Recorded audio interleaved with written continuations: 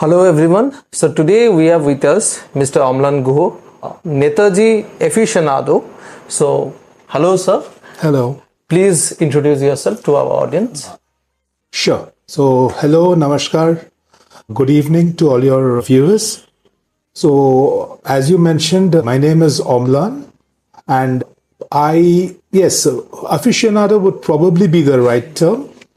I have been following up and reading up a lot on Netaji. I would not call myself a researcher really, because that is a term I would reserve for a number of people who I know have been doing genuine research in this area for probably a number of decades. I just kind of started doing whatever reading and following up on this topic only around, let's say, for the last 10 to 12 years, not more than that.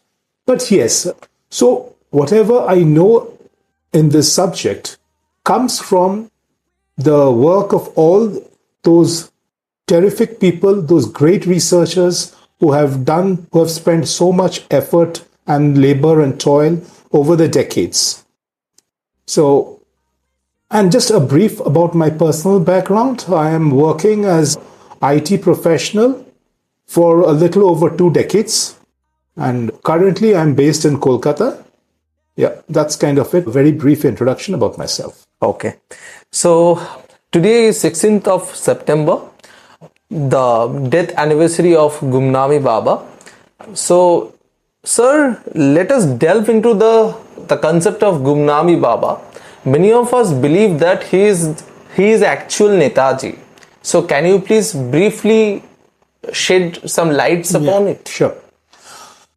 So, yes, as you mentioned, today is the day Gumnami Baba he was cremated. Now, the thing is this, yes, it is also true that a large number of us consider that he was indeed Netaji in disguise.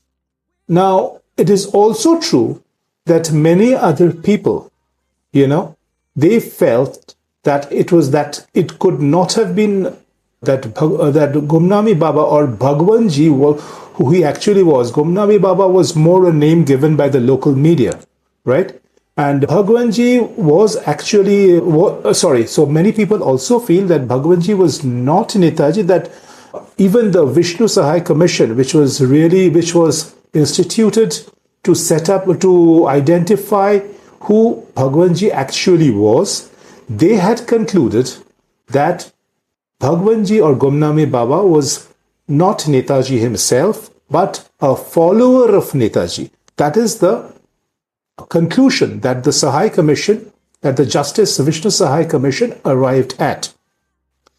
So, whilst there are 2 or probably more theories on this, so I think it would make sense if we kind of dwelt a little bit, or at least first mentioned what are the different theories that are prevalent on this aspect.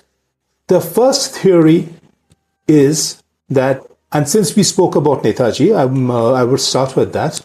The first theory is that, and that is of course also the official and the government version, that Netaji Subhas Bose expired in a plane crash at just off or around very close to the aerodrome of Taihoku in Formosa. Taihoku and Formosa, as you may well understand, are the names of Formosa was what Taiwan was known then, because that time it was under Japanese occupation, right?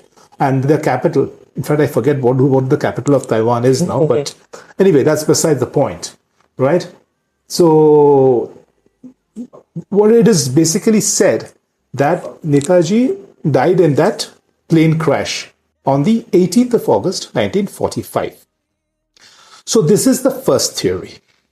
The next theory, in which a large number of people, very notable researchers, which include people like Miss Purabi Roy, then Major General G.D. Bakshi, and a number of others, they would aver that Netaji did not die in that plane crash, but he managed to escape from territory that was under the occupation of the Allied forces. Bear in mind that we were talking about an era which was the Second World War, right?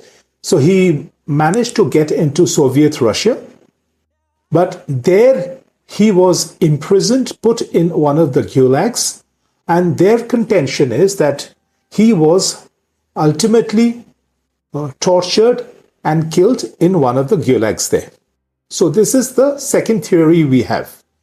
The third theory we have is that Netaji did not die either in Formosa or in the Soviet Union or USSR, but he did return to India at some point in the late 1940s or probably early to mid 1950s and lived in various places in northern India, ranging from, and he probably kind of used to stay or hide out in different small towns, villages, so that he would not he was not easily noticed by people.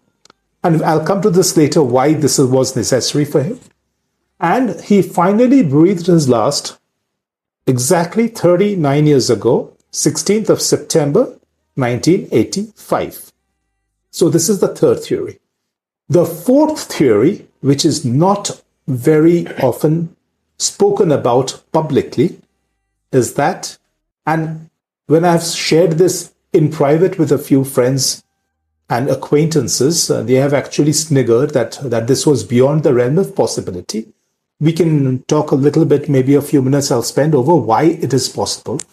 The fourth theory is that it actually kind of agrees with the third theory a lot, with the basic difference that the fourth, people who believe in the fourth theory, that includes me, we believe that Netaji or Bhagwanji did not die in September 1985, but actually it was basically a redux of what happened in 1945. So 40 years later, in 1945 also, he kind of created a smokescreen that he was dying, that he died, and he actually made a getaway. Okay? The fourth theory says that the same thing happened in 1985. There was a smokescreen that he was being cremated, whereas he was actually making another getaway to somewhere else. Okay, so these are overall, in brief, these are the four theories. Okay. So there are some myths. Yeah, so before we come to the myths, okay, I would like to spend a little more detail on each of these four theories and why at least the first two theories do not seem very plausible. Okay, so let me also share with your viewers that I am by training, because in my field at work, I am a trained quality management professional, and as part of our training, we are trained to interpret and correlate data. And because of my training, I do not accept, for example, and many of us do not accept any inference or statement unless it is backed by solid evidence. So as you will find me a little later on in this discussion, there will be certain things I will assert it's definitely proven, and a number of other things which my heart probably tells me is actually true, but I will not be asserting it is true because we really do not have hard evidence for that, right? So, for example, for this first theory that he died in the plane crash, there is solid evidence that this actually is not factually correct. Why so? Because as we know, for example, that we have had 3 inquiry commissions that were set up to investigate the death and or disappearance of Netaji. The first one was the Shahnawaz Committee. Second one was the Khosla Commission. The third one was the Justice Mukherjee Commission. Now, the first one, which was the Shah Nawaz Committee, that had 3 members, 2 members of that committee agreed that Netaji died in the plane crash. What is noteworthy, and a number of people probably are not aware, that the third person, who was none other than one of Netaji's own brothers, Sri Suresh Chandra Bose, he disagreed or dissented with the findings or judgment of the other 2 members, and he did not sign off on the final report that was presented by the other 2 members, including Shah Nawaz Khan himself and another person whose name I don't recall off the cuff. So, and that report, Sri Suresh Bose's report, which is known as the dissentient report. Okay, so in that report, he clearly mentions, details why he reckons that his brother did not actually die in the crash. There are other, let's say, evidences which are at the bare minimum circumstantial, if not solid. For one, when Netaji Subhas Bose's last rites were being carried out at his home, and they were of course being led by his favorite Mejda, right, Sri Sharat Chandra Bose, Sharat Kumar Bose, right? So that time, even as they were performing his last rites, they received a telegram from none other than Gandhiji himself.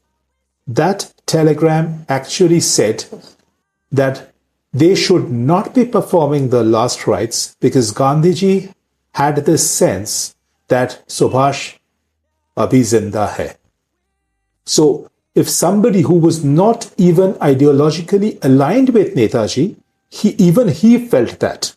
Okay, so that should count as a big supporting evidence.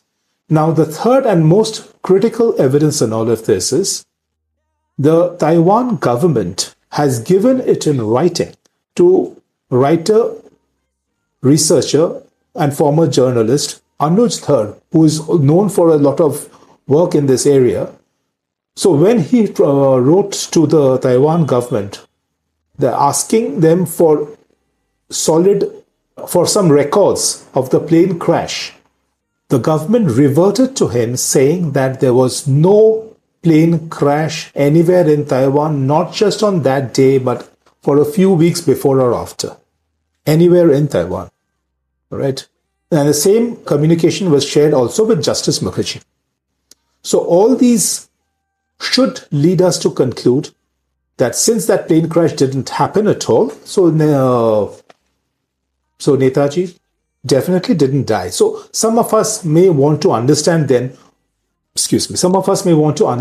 what of the ashes that are there in the Renkoji temple in Japan? Because from our youth, we've been hearing this, that his ashes are kept there. So the answer to that is, those ashes are said to belong to a Japanese military officer, probably not a full-timer, a part-timer, by the name of Ichiro Okura. And local records attest to the same. So those are actually somebody else's ashes, not that of Netaji himself. Okay, so that is one. Okay. So now if we come to the second aspect, was he indeed killed in USSR? Again, this is something asserted by many people, many notable people, as I mentioned earlier. But whilst there is some evidence that he was indeed in a Siberian gulag, there is till date no conclusive evidence, no irrefutable evidence that he was indeed killed there. There is no death certificate, no record of him being tortured to death, nothing. Okay, so it is a feeling, because what happens is many people sometimes, it's difficult for people to accept that the third possibility is a real possibility. So people might feel, and so people might feel that he might have been killed, but there is no conclusive evidence for that, right? What we have are some kind of stories. Some people say this or that, but then all that is just hearsay. So now we come to the third theory, which is actually also the precursor for the fourth theory. Now, regarding whether he was indeed, whether Bhagwanji was Netaji, I can share one personal anecdote. In the year 2018, couple of years before the pandemic hit us, right? I had personally visited what was then still called as Faizabad, and spent a few, 2-3 days in Faizabad just because I wanted to find out what had exactly happened. I call this a pilgrimage because I managed to locate, using Facebook, I found a few friends of mine who lived in Faizabad. I was fortunate to find a couple of people who lived in Faizabad. They guided me as to which directions I should take. And exactly on the 23rd of January, I reached relatively, I would say, not a very outstanding looking place, but it's a large building called Ram Bhavan, where Gumnami Baba is said to have spent the last few years of his life. Okay. I remember I went there in the morning of the 23rd, went inside. I told them that I have come from Kolkata, and I kind of wanted to ask a few questions, meet some people if possible. So a young guy, probably he would not have been more than 22, right? He kind of heard my questions, and even before I could complete, he really his eyes lit up, and he said, Netaji to idhar hi rehte the. So then I said, very nice. I really wanted to go to that place. So then I asked him, Saab kidhar hai? Because I remembered reading somewhere, probably in one of Anuj's books or in some of the books I don't recall exactly. Remember reading somewhere that is the place Netaji stayed. I basically wanted to talk with people and go visit the room he was staying in. So the boy then told me, Saab to Julus mein gaye. And I was a little taken. I mean, Julus. Then he gave me the directions where that Julus would be. I went there, and I kid you not, there was a literal procession. People were carrying Netaji's photographs and beating drums, and with all fully excited people. And for the first time in my life, I took part in what they called a Julus. I participated, took photographs, videos, etc.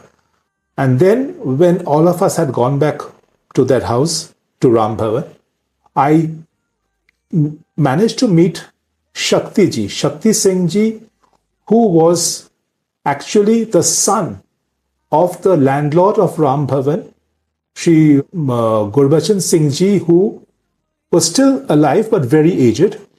So Shakti Ji told me, "Abhi to thoda busy hai bhaiya, aap thoda sham ko aiye." So I went back to Ram Bhavan in the evening.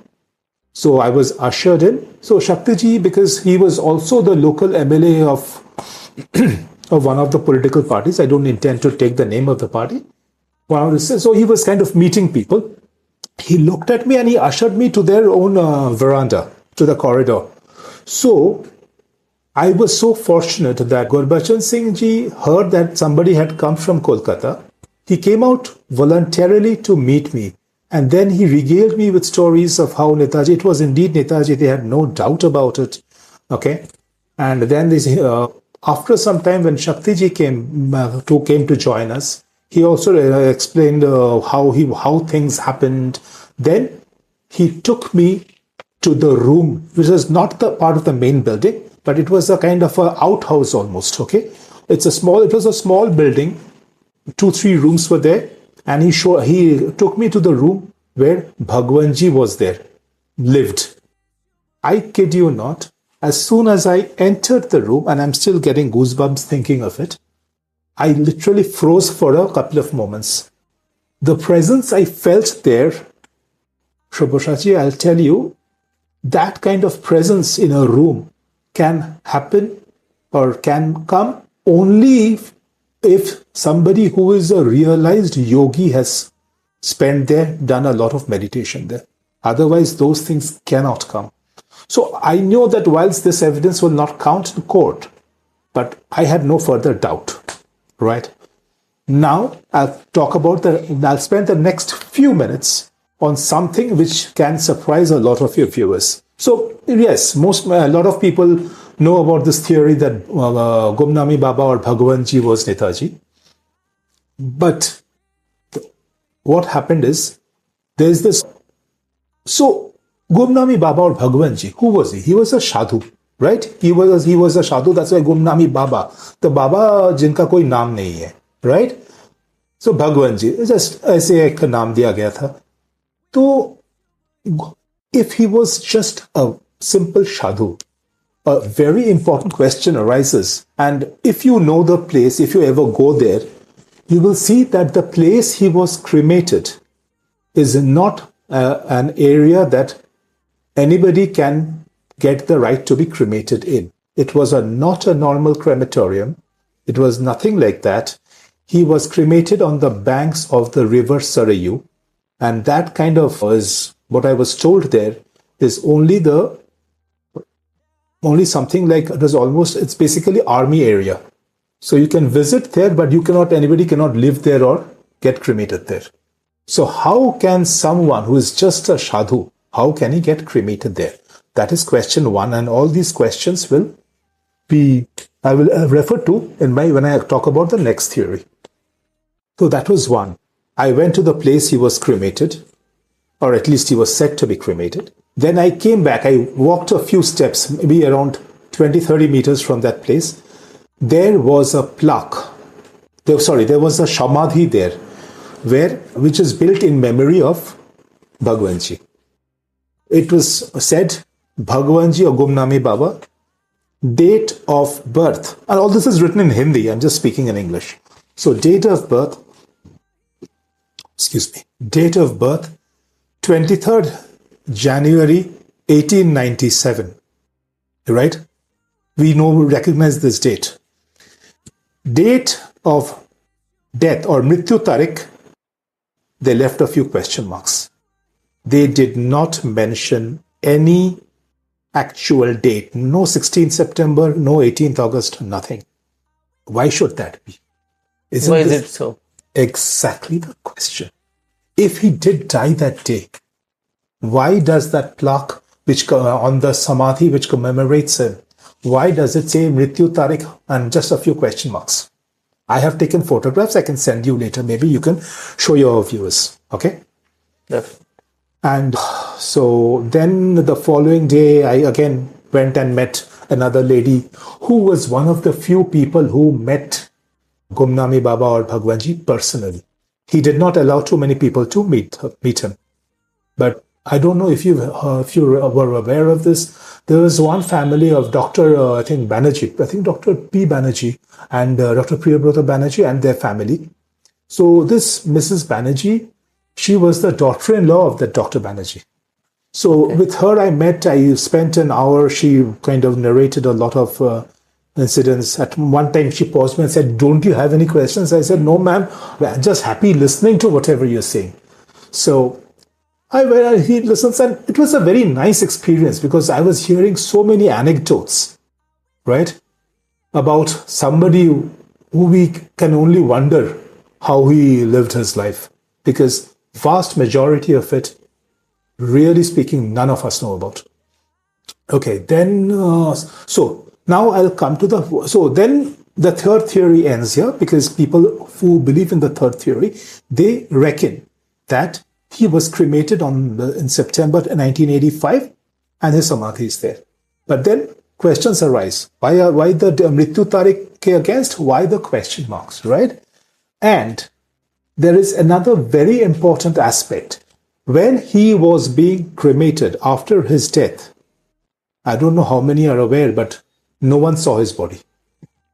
The entire body was covered with a white, let's say, white shroud. Okay? From top to bottom, nobody saw him one bit. So some people say that was just to respect because he did respect his views, because he didn't want anybody to meet him during his lifetime. So that's why. But then, what is the guarantee that it was him and not somebody else, or not just some stuff to camouflage, maybe some pillows or whatever else could be? Okay, I'm not saying it's a pillow, but could be just anything. Anything else. Right? Need not necessarily have been a body. And another thing I just missed saying during the previous theory, a very important point, and that was actually also highlighted in Srijit Mukherjee's directorial Gumnami, which talks about this Gumnami Baba theory at length, right? When he was being cremated, he was being cremated, one of those, that time, there were only 12 people at the cremation. One of his followers, in anguish, burst out saying, "आज यहाँ पे सिर्फ 12 लोग हैं, यहाँ पे कम से कम 12,000 होना चाहिए था." This is actually what happened. This particular utterance from one of his followers actually happened. This is not a theory. This actually happened. So, and to come back to the fourth theory, one is, of course, the question marks on the plaque, on the samadhi. Second is, nobody saw his body after death. Apart from one or two very close, very few people, but okay, nobody actually, all those who were there at his cremation, whoever, right? Nobody, the vast, overwhelming majority of people didn't see his body. And the third thing is, there is this past history, right? In 1945, he created the smoke screen and he made good a getaway. What is to say that this same thing didn't happen 40 years later, right? It's quite possible the same thing could have happened. Now, whenever I have spoken about this theory to a number of people, the explanations I have heard, the responses I have received are either one of, if anybody explains to me any evidence that shows that he passed away sometime when he was in his 90s or just around 100, 102, 3, etc., I'll accept it. I am open to, but I need to see any evidence before I can believe that. So, and the third point is, you or some of your viewers may have heard about Colonel Nizamuddin, right? Yeah. So, Colonel Nizamuddin was his driver come guard, right? Now, Colonel Nizamuddin, when he passed away, I don't remember his exact age, but he was somewhere around 115 or 16 when he passed away. Now, again, Colonel Nizamuddin was not a tapasvi, he was not a sadhu, he was not a yogi. But he lived till 116. So my simple question to anybody is, if somebody who is not even a yogi or a sadhu, he can live till 116, and his wife also was definitely well past 100, why can a sadhu who was extremely realized, right, and was very, very adept at a lot of spiritual practices, meditations, breath control, etc., why is it not possible for him to be still alive? Again, I'm not asserting he still is. I'm just saying it is definitely within the realms of possibility that he could be. Okay? So these are the 4 theories regarding Netaji. And now we can. Yeah. Sir, can you please shed some lights on his great escape of 1941? Mm-hmm. And the second one is his marriage and the fatherhood. And number 3 is he really, his death happened on air crash in Taihoku in 1945. So these 3 points. Okay. So yeah, about the air crash I have covered already at length. So in the interest of time, I'll speak about the other 2. Yeah. Okay.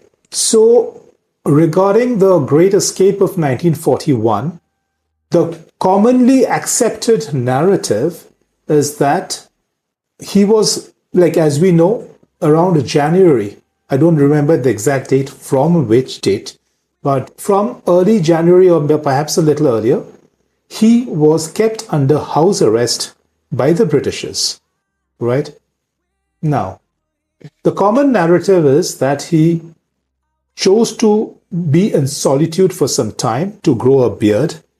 Then he dressed as a Pathan, and with the help of his nephew, right, Dr. Shishir Bose, who drove him out, who escorted him, drove him out under cover of darkness, and then he drove Dr. Bose, Shishir Bose drove him to the station which is known today as Netaji Subhas Chandra Bose Gomo railway station. From there, he took the Kalka Mail, went to Delhi, and from Delhi to Peshawar.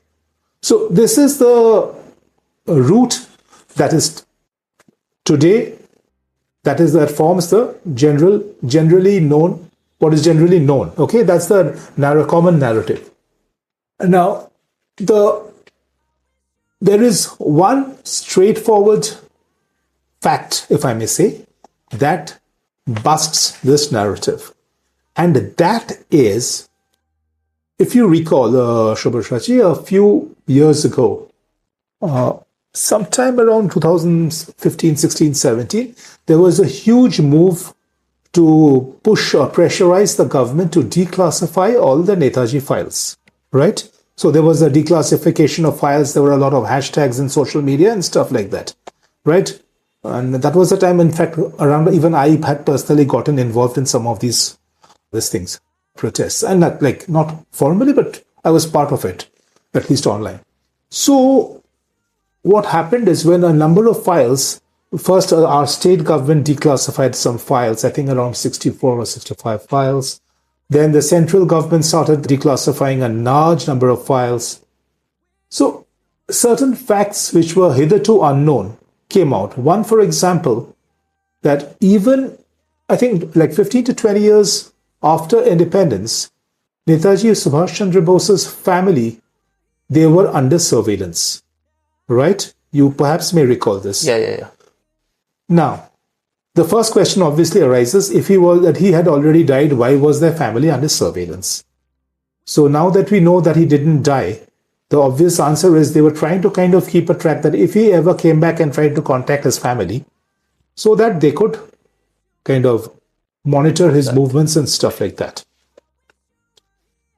The second and biggest evidence which busts this narrative is, there is a letter, right, written by Dr. Shishir Bose himself to the government of India, that is one of the documents which got declassified, where he himself asks if there are any details that are known about Netaji Subhash Bose's getaway in January 1941. Now, isn't this kind of an obvious question? If he had himself driven his uncle out, why would he ask questions, right? He at least knew when he went out, what route he took to Gomo station, and so on. So, one, that is a very obvious thing. Second is, there are other aspects. One, the train he is supposed to have taken, Kalka Mail, the timing, what time it reached Gomo in those years, right? And timetables are available from back in the 1930s and 40s. That does not match the likely time it would have taken him to reach from Kolkata to Gomo, right? Or should I say Calcutta to Gomo, because that time it was Calcutta, right?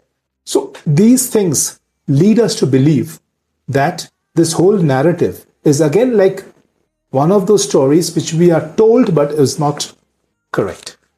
Okay. So second point is regarding your marriage and fatherhood of Netaji Subhas Chandra Bose. Now, regarding his marriage, now there are a couple of points I want to mention. I remember seeing somewhere online that, I think it was either in Wikipedia or some other common website, right? That he was married to Emily Schenkel, but he never publicly acknowledged it. Now you tell me, do you want to believe a website or do you want to believe Netaji himself? Definitely Netaji himself. Exactly. Netaji very often, even before 1945, And later on, as Bhagwanji, he has said very clearly on multiple occasions that he was a lifelong celibate. He never ever married or let alone having any kids. Okay. So this is the second aspect. And the third aspect is, so now the question naturally arises, if Netaji didn't say anything, right?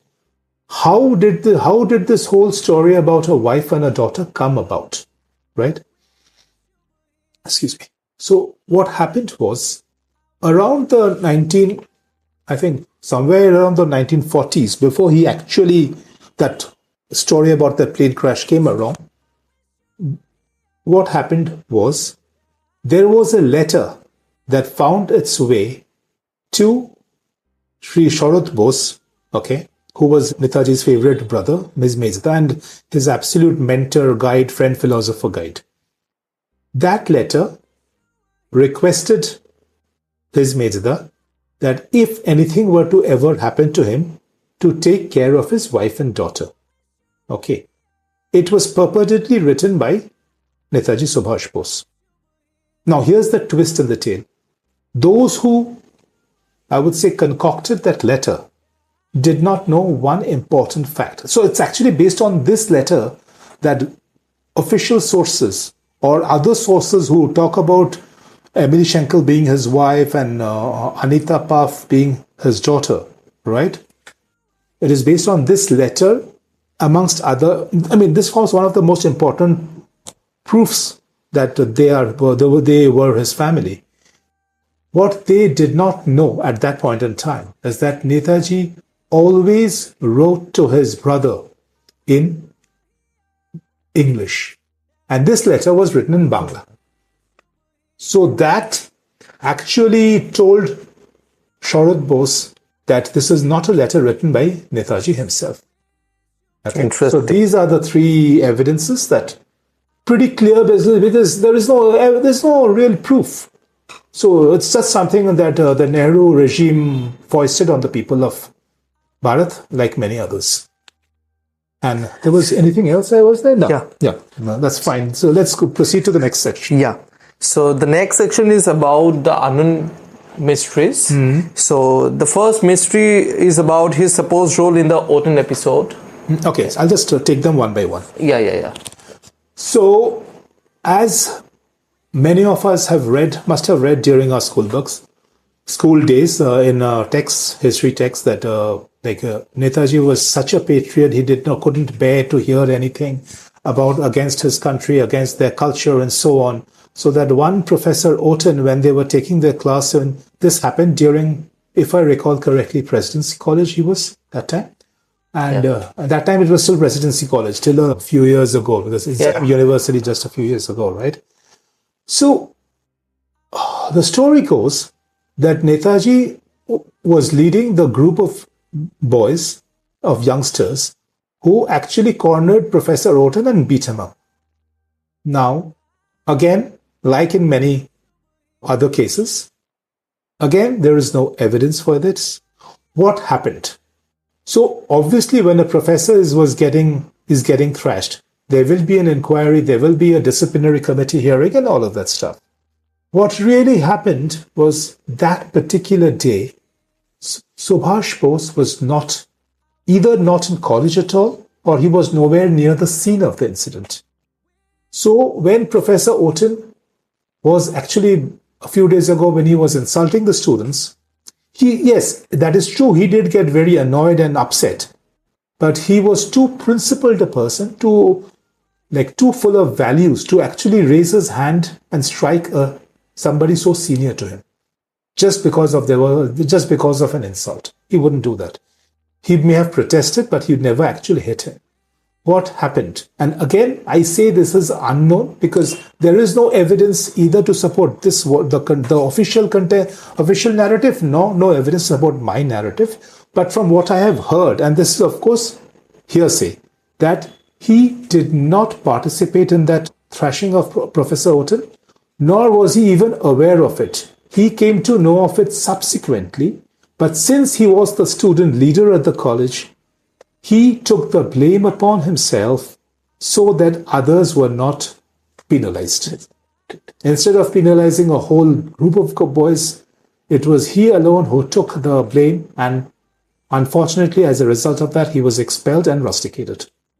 Okay. So the next. Yeah.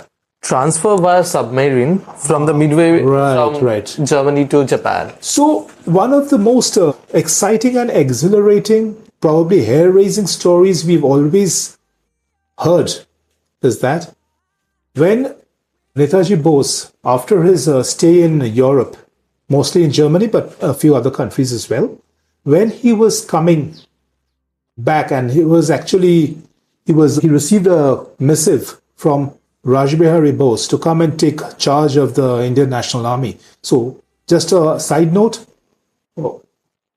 Captain Mohan Singh was the first commander of the Indian National Army. It was not Netaji. Netaji came and resumed the army because they were initially thinking of kind of disbanding it because the morale was low and so on. So Rajbihari Bose reached out to Netaji and requested him to take charge of the Indian National Army. So Netaji thought that would be a great option, and he made his way from Germany to Singapore, which was a Japanese-held territory that time.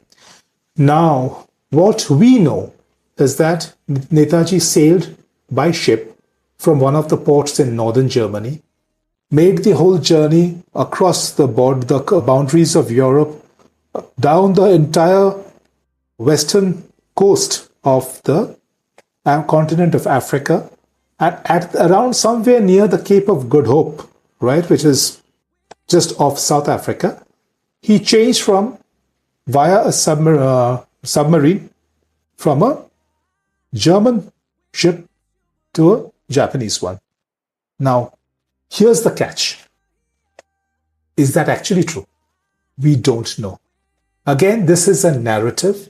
Sounds great. It sounds in a very exciting story, but there is again no absolute hard evidence. Yes, there are pictures of him, photographs of him standing on a ship, right? But again, what actually happened? What are the details of that journey? Nobody knows. The next point. Actually, what route he taken means Netaji taken his gateway in 1940. Yeah, again, so that point actually I have spoken because, so what I meant to say there is, yes, that drive from Calcutta to Gomo, which Dr. Shishir Bose claims to have undertaken, right? So that is clearly untrue because that's what declassified files have shown us. So the actual route, again, this is something none of us know.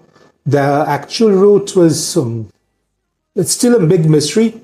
So could have been anything. Could have been Gomo, but then if he went to Gomo, it would have been with somebody else. Because it was clearly not Dr. Shishir Bose, right? He may have taken somebody else's help to go to Gomo, would have taken some other trains. Like literally, no one knows, except those individuals who were really there. Other than that, nobody knows. The next question arises here is, where did he go post 1945 and 1946? That is, again, this whole, see, this is why this section of his part of his life is actually referred to as Netaji's afterlife. Some of you may be coming across these terms online, so I use this term. When we say his afterlife, what we refer to really is his life, his activities after the juncture he was declared dead, which happened in August 1945, right? He was declared dead. But as we clearly understand, because that crash never happened, so he didn't die then, there are many possibilities which could have happened. But broadly, if we can chalk out a few, let's say, very broad strokes, right? Number one, what I have understood based on my study of different authors' works and researchers' writings, with the help of the Japanese, he reached a town called Dairen, which in Manchuria, right, which was at that time under Soviet control. So from Manchuria, the Soviet took charge of him. His Japanese friends returned. The Soviets took charge of him, and he went and was spending a pretty good time there. Good time as in, I'm not saying relaxed, because he was never somebody to relax. By good time, I mean he was not being harassed or tortured or anything. Because one thing some people may be aware, again, perhaps not all, is that time, as we all know, Field Marshal Stalin was the overarching ruler of USSR. Netaji had this incredible ability to befriend rulers of every hue and color. People remember that he had shaken hands with Hitler. People remember he was there with Japan. But people do not recall he was also there with Russia, who, for all the hostilities during the Cold War and nowadays, Russia was then still a part of the Allied forces. Right? In the World War II, it was for the Axis powers, the main countries amongst Axis powers was just Germany, Japan, Italy, and a few other nations. It is otherwise all the other major countries, including Russia, were part of the Allies. But of course, they had serious ideological differences. So USSR was an Allied power. So he smoothly made the transition from being in an Axis power-held territory to Allied force-held territory. He had cordial relations with Stalin and was living there. What happened was, around that time, because people, including Netaji himself, many others were realizing that Bharat was beginning to inch towards the freedom, right? And finally, in August 1947, we gained our liberation. Right. Soon after his liberation, Netaji wrote some letters, gradually a series of letters to Jawaharlal Nehru, saying he was in USSR. He wanted to return to Bharat, to his motherland. He requested Nehru to expedite arrangements for the same. After the first couple of such letters, or maybe after the first one, instead of helping Netaji return to Bharat, what did Nehru do? He sent a letter to the then Prime Minister of UK, Clement Attlee. And I don't remember the words verbatim, but the gist of what he had written was, I would like to bring to your notice that your war criminal, Subhas Chandra Bose, is with or in the hospitality or enjoying the hospitality of your ally, the Russians. I leave it to your good judgment to decide what you should do. So essentially, Nehru sent the information to Clement Attlee that Netaji is in USSR. Please ask Stalin to do the necessary with him, instead of welcoming him back. So much for one of the founding fathers of our nation, supposedly. Anyway, so to return to the topic, so naturally when Clement Attlee got that information, he reached out to Stalin, said that at least for, जैसे हम बोलते हैं ना हिंदी में, दिखावे के लिए कम से कम, at least please put him in prison at least for some time, because it does look very bad if he's just like that, if he's roaming around freely. So that's what happened. He was put in a gulag, but again, now this is where things become a little, let's say, uncertain. There are two versions here. One version says he was kept in a VIP gulag where there was no torture, he didn't have to do any hard labor or something, and he had guards with him, he had the services of a car if he wanted to travel, but as his accommodation, he had a gulag, which is just like what we probably have, something like our luxury VIP cells in our country. So something like that. The other version says that he was indeed put in one of those like really bad Siberian gulags where they probably did not torture him, but he was made to do all the hard labor. that the Gulag residents needed to. So there are these two versions, and I personally am not certain which one is correct. The next stages, and again this is uncertain, at some point in time, either Stalin released him after a few years, or whoever, I don't remember who was there and who was leading the USSR after Stalin died. But after Stalin died, either Stalin or his successor, one of them let him go. Okay, fine, it's enough. Now you can go back to India. So when he was returning, instead of coming directly to Bharat, again, and whatever I'm saying in this segment of our discussion is all what is, I think, would have happened. I am not saying this with any certainty. He probably went, and because he went to what is today, what that point of time was being called Red China, or it was China. And he was a guest of Chairman Mao. Okay. So it is said that the plans Mao had for developing China and taking it to the next level, some of those inputs for that blueprint came from Netaji. And he was a very treasured and honorable guest for Chairman Mao. Okay. And afterwards, after that, around sometime in the early to mid 1950s, he came back to Bharat through the Tibet route, before Tibet was taken over by China. And probably it was around that time, at least that's what's shown in the film Gumnami, that he actually formally took initiation as a monk. Okay. Yes. So what's about the Tashkent's man? Okay. There we go again. So there are these two, and I remember what the next point is, so I'll just say them at one go. So these two instances actually are examples of what Bhagwanji would often claim to his very few disciples who would meet him face to face. He often claimed that wherever he was living, wherever he thought it was very important, if he felt it was very important for him to go out and be he could be going to any foreign country, nobody would know, he would be able to make his way and he would return, right? How that is possible, I really do not know. I have some theories of my own, but since they are completely theories and a little bit in the realm of, too much in the realm of hypothesis, I'm not going to talk about them on air.